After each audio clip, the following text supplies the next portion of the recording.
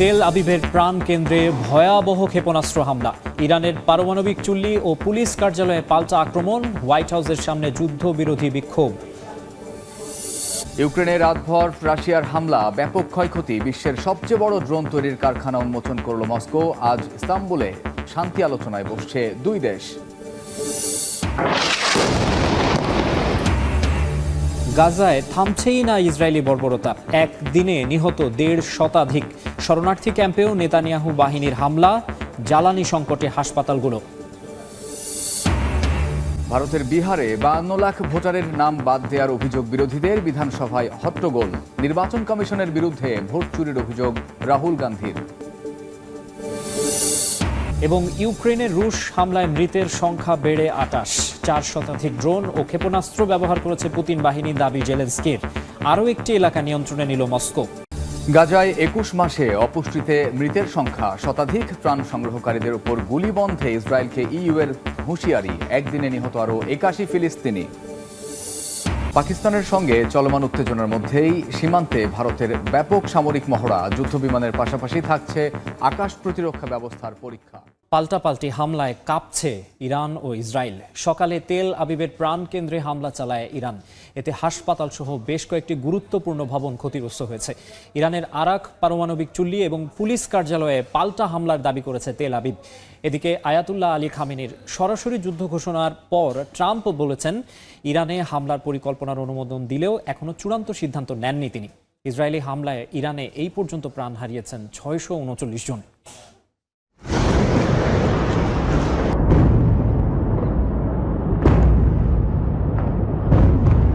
পাল্টাপাল্টি হামলায় তুঙ্গে ইরান ইসরায়েল সংঘাত। বৃহস্পতিবার সকালেও ইরানের মিসাইল হামলায় কেঁপে ওঠে তেল আবিবের প্রাণকেন্দ্র। দফায় দফায় চালানো হামলায় রামাতগানের হাসপাতাল, শপিং মল ও স্টক এক্সচেঞ্জ ভবন ক্ষতিগ্রস্ত হয়। হামলায় বেশ কয়েকজন হতাহতের খবরও পাওয়া গেছে। তেহরানের দাবি, ক্ষেপণাস্ত্রগুলো ইসরায়েলের আকাশ প্রতিরক্ষা ব্যবস্থা ভেদ করে সফলভাবে আঘাত হেনেছে। এতে ইসরায়েলি সেনাবাহিনীর স্থাপনা, গোয়েন্দা সুযোগ সুবিধা ধ্বংস করে দেওয়া হয়। ইসরায়েলের প্রতিরক্ষা ব্যবস্থা পুরোপুরি ধ্বংস হয়ে গেছে বলেও দাবি ইসলামী বিপ্লবী গার্ডের।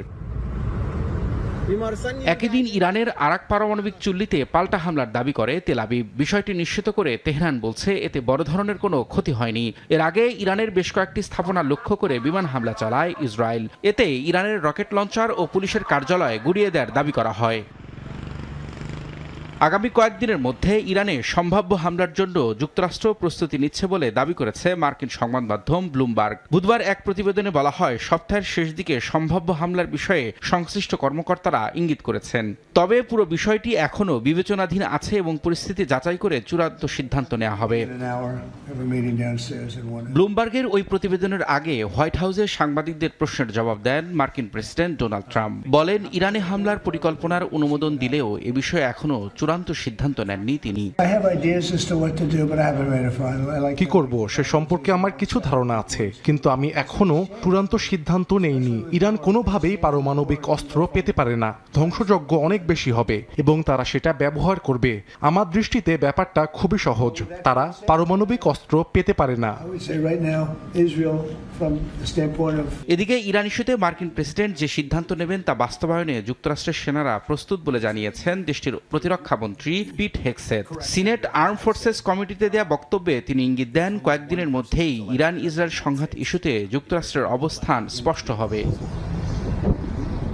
ইরানি কর্মকর্তারা হোয়াইট হাউসে বৈঠকের জন্য অনুরোধ জানিয়েছে বলেও দাবি করেছেন মার্কিন প্রেসিডেন্ট ডোনাল্ড ট্রাম্প। তবে তার এমন মন্তব্য প্রত্যাখ্যান করেছে জাতিসংঘে ইরানের মিশন। এক বিবৃতিতে ট্রাম্পের এই দাবিকে মিথ্যা বলে আখ্যা দেন তারা। চলমান উত্তেজনার মধ্যেই শুক্রবার আবারও বৈঠকে বসছে জাতিসংঘ নিরাপত্তা পরিষদ। ইরানের অনুরোধে ঢাকা এই বৈঠকে ইসরায়েলও অংশ নেবে বলে জানা গেছে। শান্তি আলোচনাকে সামনে রেখে ইউক্রেনের ওডেসায় ভয়াবহ ড্রোন হামলা চালিয়েছে রাশিয়া। একাধিক ইলেকট্রনিক প্রতিরক্ষা ব্যবস্থা এবং অস্ত্রাগার ধ্বংসের দাবি করেছে মস্কো। একই দিন ইউক্রেনের সেনাবাহিনী জানায়, সম্মুখভাগে 176টি সংঘর্ষে জড়িয়েছে দুই দেশের সেনাবাহিনী। এদিকে মার্কিন প্রেসিডেন্ট ডোনাল্ড ট্রাম্পের হস্তক্ষেপ ছাড়া যুদ্ধ বন্ধ হবে না বলে মনে করছেন বিশ্লেষকরা। মঙ্গলবার রাতে ইউক্রেনের ওডেসায় ভয়াবহ ড্রোন হামলা চালায় রাশিয়া। ক্ষতিগ্রস্ত হয় ভবন ও একাধিক গাড়ি। দমকল কর্মীরা আগুন নিয়ন্ত্রণে কাজ করেন। একই দিন দোনেৎস্ক অঞ্চলের একটি বসতি দখলের দাবি করেছে রাশিয়া। দেশটির প্রতিরক্ষা মন্ত্রণালয় জানায় তারা ইউক্রেনের 10টি ইলেকট্রনিক প্রতিরক্ষা ব্যবস্থা ও 13টি গোলাবারুদের গুদাম ধ্বংস করেছে। আরও দাবি করেন হাইপারসোনিক ক্ষেপণাস্ত্র, কিনজাল সহ বিভিন্ন ধরনের অস্ত্র ব্যবহার করে ইউক্রেনের সামরিক শিল্প স্থাপনাগুলোতে হামলা চালানো হয়েছে। জবাবে ইউক্রেন জানায় তারা রুশ সেনাঘাঁটি, অস্ত্র, গোলাবারুদ ও ক্ষেপণাস্ত্র ইউনিটগুলোতে পাল্টা হামলা চালিয়েছে। এদিন ইউক্রেনের উত্তর পশ্চিমের ভলিন অঞ্চলে একটি মিরাজ 2000 যুদ্ধবিমান ভেঙে পড়ে। ফ্রান্স থেকে পাওয়া এই বিমানের যান্ত্রিক ত্রুটি দেখা দেয় বলে জানায় সামরিক বাহিনী। উত্তেজনার মধ্যেই বুধবার ইস্তানবুলে শুরু হচ্ছে তৃতীয় দফার রাশিয়া ইউক্রেন শান্তি আলোচনা। কিয়েভের পক্ষে আলোচনায় নেতৃত্ব দেবেন জাতীয় নিরাপত্তা পরিষদের প্রধান Rustem Umerov. President Volodymyr Zelensky জানান বন্দি বিনিময় ও যুদ্ধবিরতির ওপর গুরুত্ব দিচ্ছে ইউক্রেন। তবে আলোচনার বাস্তব গুরুত্ব নিয়ে প্রশ্ন তুলেছেন ইউক্রেনের রাজনৈতিক বিশ্লেষক ওলে সায়াকিন। সায়াকিন আরও জানান যতক্ষণ না মার্কিন president Donald Trump Russia Ukraine ইস্যুতে নিজের অবস্থান স্পষ্ট করছেন ততক্ষণ ইস্তানবুলের বৈঠক শুধু সময় ক্ষেপণের মঞ্চ মাত্র। ইসরায়েলে হামলা চালানোকে প্রতিরক্ষামূলক পদক্ষেপ হিসেবে আখ্যা দিয়েছে ইরান। দেশটির পররাষ্ট্র মন্ত্রণালয়ের মুখপাত্র বলেছেন তেহরান কেবল সামরিক স্থাপনাকে লক্ষ্যবস্তুতে পরিণত করছে আর ইসরায়েল নিরীহদের উপর হামলা চালাচ্ছে। এদিকে ইরানের পক্ষ থেকে এখন পর্যন্ত কোনো সামরিক সহযোগিতা চাওয়া হয়নি বলে জানিয়েছেন রুশ প্রেসিডেন্ট ভ্লাদিমির পুতিন। চরম আকার ধারণ করেছে ইরান ইসরায়েল সংঘাত। পাল্টাপাল্টি হামলায় ক্ষয়ক্ষতি আর প্রাণহানি হচ্ছে দুই পক্ষেরই। তবুও কেউই কাউকে এক চুলও ছাড় দিতে রাজি নয়। ইসরায়েলে চালানো হামলাকে প্রতিরক্ষামূলক পদক্ষেপ বলে আখ্যা দিয়েছে ইরান। দেশটির পররাষ্ট্র মন্ত্রণালয়ের মুখপাত্র বুধবার বলেছেন ইরান শুধু সামরিক লক্ষ্যবস্তুকেই টার্গেট করেছে, উল্টো ইসরায়েলি নিরীহদের ওপর হামলা চালাচ্ছে বলেও দাবি তার। ফ্রান্স, যুক্তরাজ্য, জার্মানি ও ইউর প্রতিনিধিদের সঙ্গে ফোনালাপ হয়েছে ইরানের পররাষ্ট্রমন্ত্রী। আলোচনায় পরমাণু ইস্যুতে সমাধান খোঁজার কথা বলা হয়েছে তেহরানকে। বুধবার জার্মান পররাষ্ট্রমন্ত্রী জানান পরমাণু কর্মসূচি নিয়ে আলোচনার জন্য প্রস্তুত আছে বার্লিন। তবে তারা প্রস্তাব দিয়েছে তেহরানকে প্রমাণ দিতে হবে যে তারা পরমাণু অস্ত্র চাইছে না।